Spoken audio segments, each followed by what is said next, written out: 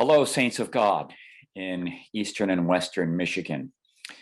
This time today for the Feast of St. Joseph is the beginning of a series I'm offering to all of you as a way of engaging one another, for you to, with me, think theologically and who we are as a people of God. And this series will be ongoing as long as God gives us our time together. And so here we are for the Feast of St. Joseph. Some years ago, a dear friend gave me an icon of St. Joseph and the Christ child. We were at the time young fathers. I remember that when I first looked at it, I stopped reading for a second. I had many times seen icons of the Blessed Mother and the infant Jesus. This was different. To see the child Jesus with his cheek pressed close to that of his earthly father spoke of an intimacy of father and child that reached way down deep into my soul. I could not take my eyes off of that gossamer border demarcating two faces touching, portraying the love of a son leaning into the warmth of his father. I wondered what the icon writer was praying when crafting such a window to gaze upon God. Praying through that icon from time to time has been very rich.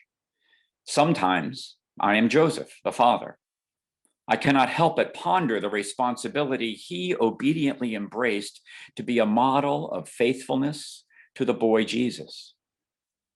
The story of the 12-year-old Jesus in the temple begins with the words, "Now every year his parents went to Jerusalem for the festival of the Passover." Every year.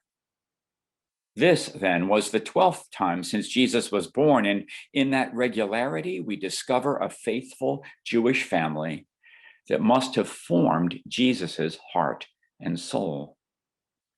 One wonders when he entered Jerusalem for the last time on this earth, if Jesus recalled those times as a boy. I think of my own sons, one born on this very day of the year, and yes, my daughter too, and regularly pray that they may know the gift of God's embrace deep within. I treasure every moment of past and present when my cheek touched theirs, and does again, even through the electrons of a text message. Sometimes I am the child in the icon. I give thanks for my formation in Christian faith by my own father, and these days find that I, when praying for the repose of the soul of both of my parents, give thanks for all with which they gifted me. I will never forget a moment as a boy, and I do believe I was 12 years old, when I was watching a television program concerning, of all things, nuclear annihilation. As I remember it, the statement was made in the show that all that might survive would be colonies of ants with their complex social structures, or perhaps just cockroaches, which were especially impervious to radiation.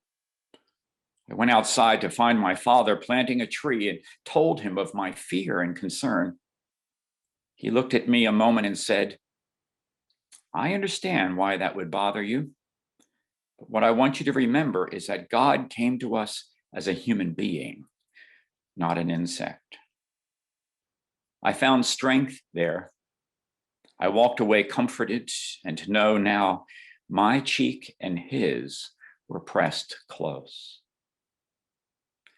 The punchline of the account in Luke of the boy Jesus in the temple and his parents' frantic searching for him is when he says his first recorded words in the Bible, "Did you not know that I must be in my Father's house?"